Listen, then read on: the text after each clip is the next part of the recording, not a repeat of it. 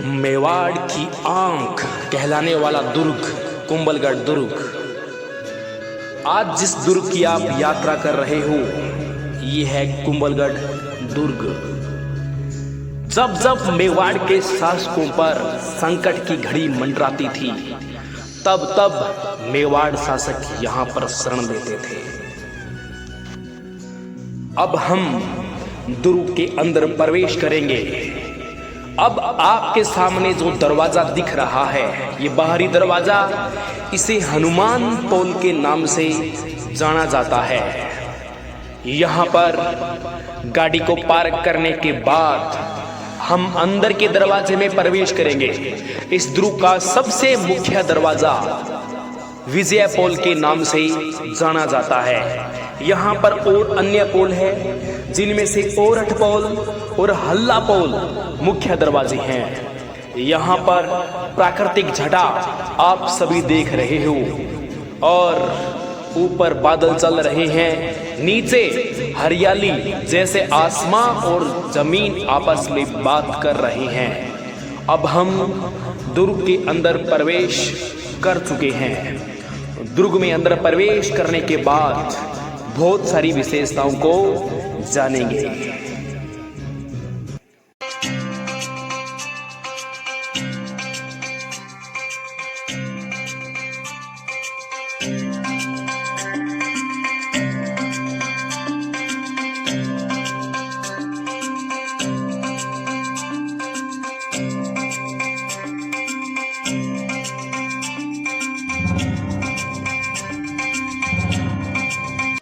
मूल रूप से इस दुर्ग की नींव मौर्य शासक संप्रति ने रखी थी।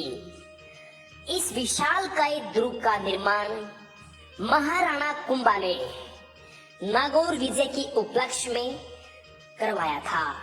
इस दुर्ग का नामकरण अपनी पत्नी कुंभल देवी के नाम पर किया गया और नाम रखा गया कुंभलगढ़। जब इस दुर्ग को अबुल फजल ने देखा तो कहा, नीचे से ऊपर देखने पर सर की पगड़ी तक गिर जाती है।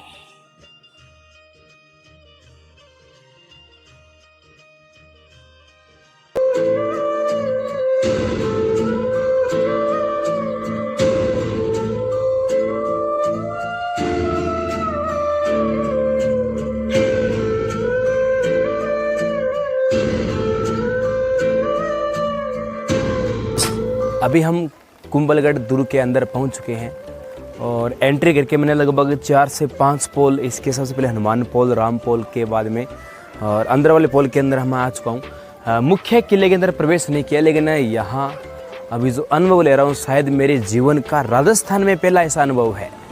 राजस्थान के अंदर ऐसे बादलों से ऊपर मैं और मेरे से नीचे बादल, जैसा कि आप देख रहे हो कि बादल नीचे हैं और राजस्थान के अंदर मैं बादलों से ऊपर हूँ। पूरी घाटी में चारों तरफ वाइट वाइट आपको ब्लर नजर आ रहा है, ये पूरा बादलों का छाया हुआ वातावरण है। जस्ट पीछे आप देख सकते हो बादल रनिंग अवस्था के अंदर है, रन कर रहे हैं, बादल यहाँ से घूम रहे हैं। और मैं अब हम कुंभलगढ़ दुर्ग के अंदर प्रवेश कर चुके हैं, शिखर पर भी आ चुके हैं और ऊपर से आप कुंभलगढ़ के पास की नाल का दर्शन कर रहे हो और नीचे से जो आप नाल देख रहे हो ये दोस्तों यहाँ पर पूरा हरा भरा क्षेत्र, ये पूरा का पूरा क्षेत्र कुंभलगढ़ अभयारण्य का क्षेत्र है। इसी के बीच में यहाँ संसार की दूसरी सबसे लंबी दीवार के भी आप दर्शन कर सकते हो, जो 35.8 किलोमीटर लंबी दीवार है। अरावली की इस वादियों में हरी भरी बसंत के बीच में दोस्तों ये कुंभलगढ़ दुर्ग स्थित है। अब हम बिल्कुल शिखर पर पहुंच चुके हैं। नीचे की नाल से यह ऊंचाई लगभग 700 फीट ऊंचाई है। दोस्तों आसपास के पर्यटक तथा देश विदेश के पर्यटकों को भी ये आकर्षित करता है। मेवाड़ की आंख कहलाने वाले इस कुंभलगढ़ दुर्ग को दोस्तों मेवाड़ शासकों की शरण स्थली तो माना जाता ही जाता है। इसके अलावा महान योद्धाओं की कर्म भूमि और जन्म भूमि भी यही है। बाहरी पर्यटक अभी यहाँ पर विचरण कर रहे हैं। और मित्रों, मानसून अपने परवान पर है, लगातार मानसून मेहरबान है। हल्की हल्की फुहार हमारे शरीर पर अभी गिर रही है। और इसी बीच में दोस्तों बहुत सारी स्थापत्य कला दुर्ग की तलहटी में भी है। यहाँ दोस्तों जो छतरी आप देख रहे हो, पृथ्वीराज सिसोदिया जिन्हें उड़ना राजकुमार कहा जाता था, ये छतरी उड़ना राजकुमार की है। इसके अलावा दोस्तों और बहुत सारी विशेषता है जो हमारे प्रतियोगी एग्जाम के लिए महत्वपूर्ण है। ये जो आप मंदिर देख रहे हो, ये नीलकंठ महादेव मंदिर है। अब हम दुर्ग के उन महलों में चलते हैं जहां पर बादल महल है और महाराणा प्रताप की जन्मस्थली मानी जाती है। इन्हीं रिमझिम के बीच हम कुंभा महल और यहाँ बादल महल के दर्शन करेंगे। इसी बीच में दोस्तों एक माता का भव्य मंदिर भी इन महलों के बीच में बना हुआ है और पर्यटक खूब यहाँ पर आनंदमय हुए हैं।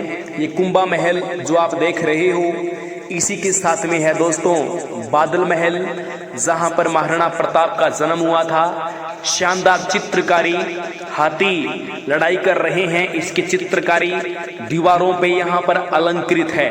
इन सुंदर महलों के दर्शन के बाद अब हम यहाँ से निकास करते हैं, बाहर की ओर चलते हैं। पर्यटक खूब अभी आनंद में घूम रहे हैं।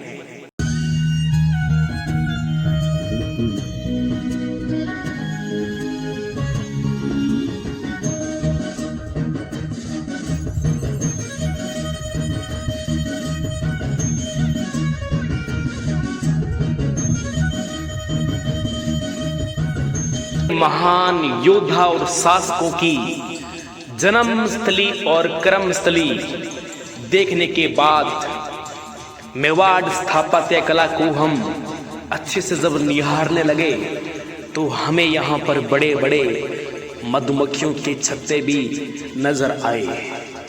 दोस्तों ये मेवाड़ का तोपखाना है। मेवाड़ के कुंभलगढ़ दुर्ग में तोपें अभी भी सही सुरक्षित रखी गई है।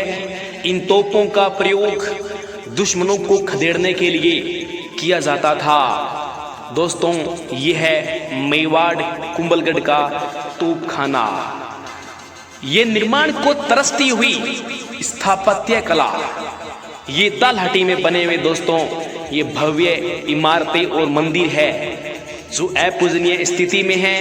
विभिन्न छतरियां हैं दोस्तों जो निर्माण को तरस रहे हैं। पर्यटक आकर्षित रहते हैं, लेकिन दोस्तों रख रखाव भी इनका ठीक ठाक होता है। पर अपूजनीय स्थिति के मंदिर है जो दुनिया की सबसे लंबी दीवार के पास में स्थित है। पहाड़ियों पर छोटी छोटी चोटियां पर्यटकों को और भी आकर्षित करती है। कुंभलगढ़ अभयारण्य के बीच स्थित यह दुर्ग चारों तरफ हरियाली से भी दोस्तों मन को लुभाता है। इसी थरदर स्थिति में स्थापत्य कला को देखते हुए हम बाहर निकलेंगे।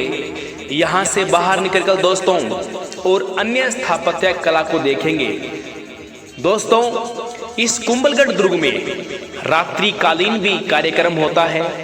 तब इन इमारतों पर सुंदर सुंदर लाइटें लगाकर इनको आकर्षक बनाया जाता है। दोस्तों ये हरी भरी जो अभी आप दीवार देख रहे हो, ये वही दीवार है जो संसार की दूसरी सबसे बड़ी दीवार और हमारे भारत की सबसे लंबी दीवार है। अभी दोस्तों उस दीवार के दर्शन भी करवाएंगे। उससे पहले आपको ये मंदिर दिखा दूं आपको मैं। दोस्तों यदि आप इस वीडियो को देख रहे हो तो आप मुझे जरूर कमेंट करके बताएं कि जो आपके सामने शैली है ये किस प्रकार की शैली है। पीछे की साइड में जो आप मंदिर देख रहे हो वो भगवान शिव का मंदिर है। बढ़ते हैं दोस्तों एक बार फिर से दुनिया की दूसरी सबसे बड़ी दीवार से आपको संपूर्ण कुंभलगढ़ के दर्शन करवाए जा रहे हैं। ये दोस्तों रास्ता भी आप देख सकते हो कैसे दिख रहा है। मौसम थोड़ा साफ न होने के कारण दोस्तों आपको सफाई कम नजर आ रही होगी।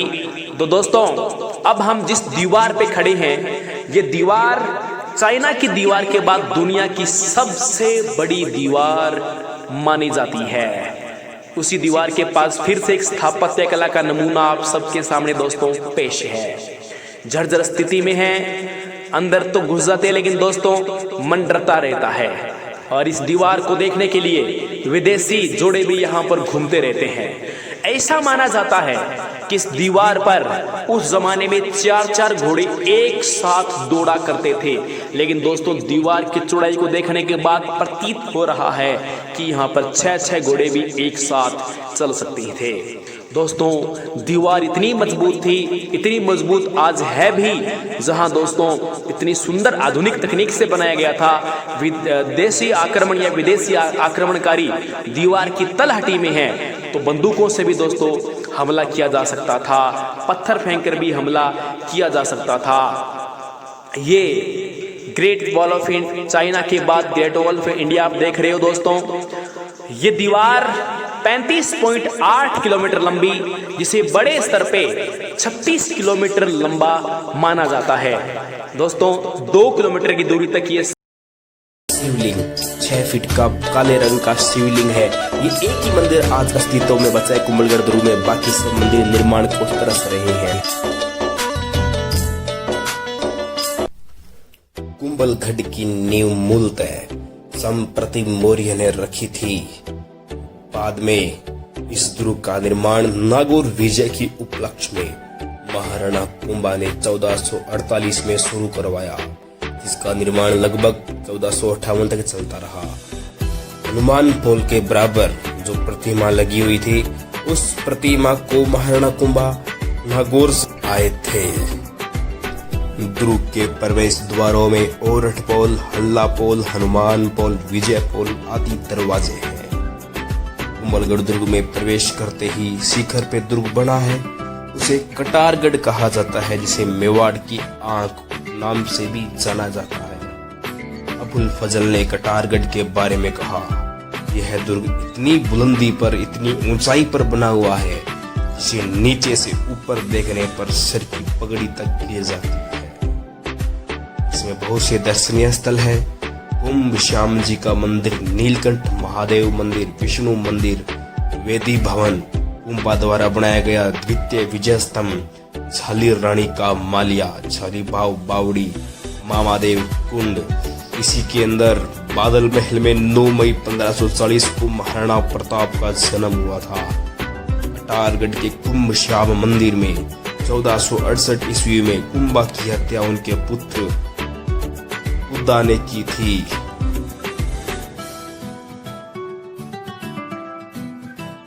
महाराणा प्रताप का विधिवत रूप से राज्याभिषेक इसी कुंभलगढ़ में हुआ था। पहली बार राज्याभिषेक गोविंदा के अंदर हुआ था। इसे अजय दुर्ग को केवल एक ही बार अकबर के सेनापति शाहबाज खान ने 1578 में जीता था। उसके बाद इस पर कोई भी अन्य वंश ने अधिकार नहीं किया है। पृथ्वीराज सिसोदिया उड़ना राजकुमार की छतरी इसी दुर्ग में है, जो 12 खंभों की छतरी है। इसके चारों ओर 17 सतियों का स्तंभ मौजूद है। 1537 में उदय सिंह का राज्याभिषेक भी यहीं पर हुआ था। जब उदय सिंह को मारने रणवीर आ रहा था, तो उस समय पन्नाध्याय ने कीरत बारी के सहयोग से इसे यहाँ से बचाकर आशा देवपुरा को सौंपा था, जो उस समय कुंभलगढ़ के रक्षक हुआ करते थे। कर्नल टोड ने कुंभलगढ़ की तुलना एट्रुस्कन दुर्ग से की है। इस दुर्ग के चारों ओर लगभग 35.8 किलोमीटर की लंबी और 7 मीटर चौड़ी दीवार है। इस दीवार पर 4 से 5 घोड़े एक साथ दौड़ सकते थे। इसे ग्रेट वॉल ऑफ इंडिया के नाम से जाना जाता है। इस दुर्ग का वास्तुकार मंडन था, जिसका मूल रूप से संबंध था गुजरात से।